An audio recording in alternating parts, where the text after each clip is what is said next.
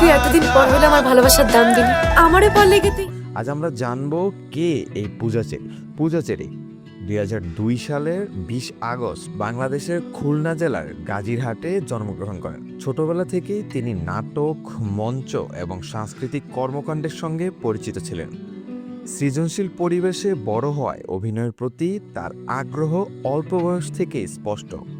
শিক্ষা জীবনেও তিনি ছিলেন মনোযোগী, কিন্তু অভিনয় তার আসল পরিচয়।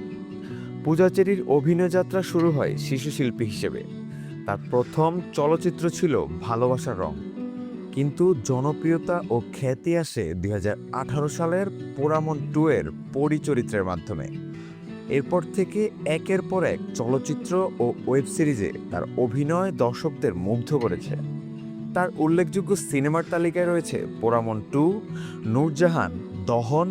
এছাড়াও অন্যান্য সিনেমায় তার চরিত্রের গভীরতা ও আবেগের সূক্ষ্ম প্রকাশ তাকে দারুণ জনপ্রিয় করেছে। আগামী ঈদ উল ফিতরে মুক্তি পেতে যাচ্ছে রেদওয়ান রনির সত্য ঘটনা অবলম্বনে নির্মিত দম, যেখানে প্রধান নায়িকার চরিত্রে দেখা যাবে পূজাচেরিকে। টিজারে তাকে দেখা গেলেও সেটি খুব সংক্ষিপ্ত সময়ের জন্য, কিন্তু ট্রেইলারে দেখা যায় পূজাচেরির চরিত্রটি শুধুমাত্র একজন সাধারণ নায়িকার মধ্যে সীমাবদ্ধ নয়, বরং তার মধ্যে রয়েছে এক ধরনের গভীরতা, আবেগ এবং দৃঢ়তা।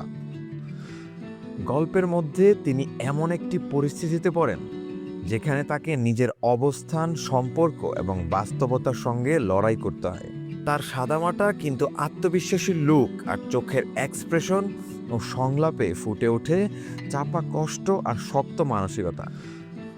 ব্যক্তিগত জীবনে পূজাচেরি একজন নম্র, বন্ধুত্বপূর্ণ এবং সৃজনশীল মানুষ। ছোটবেলা থেকেই তার চরিত্রে সংযম, মনোযোগ এবং পরিশ্রমের ছাপ লক্ষ্য করা যায়।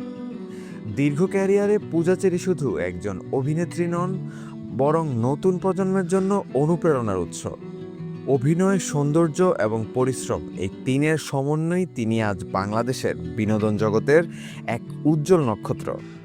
সময়ের সঙ্গে সঙ্গে তার জনপ্রিয়তা যেমন বাড়ছে, তেমনি বাড়ছে দর্শকদের প্রত্যাশাও।